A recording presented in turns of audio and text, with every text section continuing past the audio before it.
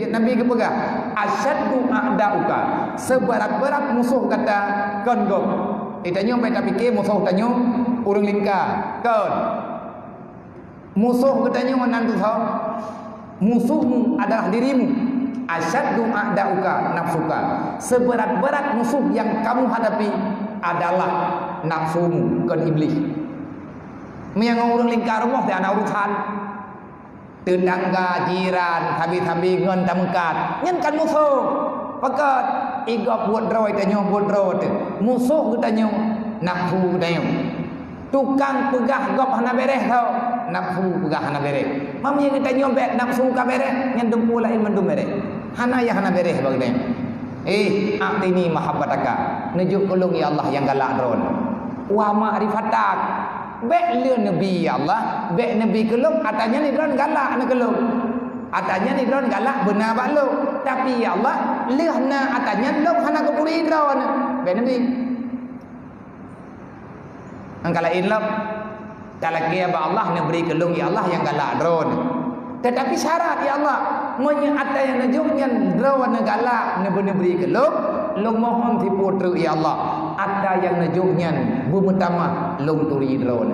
Monya hana ya Allah ada je bek nak beri atanya kelung. Kupu teman lihna atanya bak long hana le kuturi drone.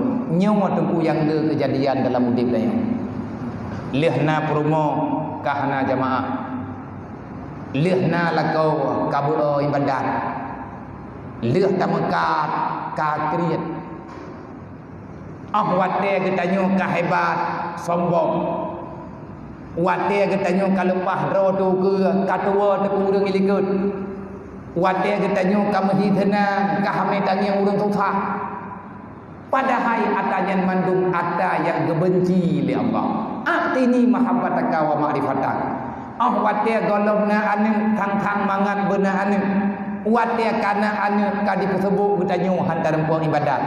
Allah Taala kala kebukan aturan dalam Al-Qur'an. Ya ayyuhalladzina amanu la tulhikum amwalukum wala auladukum an zikrillah. Lebih god bek laki sapua ba Allah menyelih kejuk bertanyo hana taturi Allah menanti ngan teak buat malamnya menyangan gara-gara ngan buat malamnya ibadah sifat yang hana gegalak oleh Allah.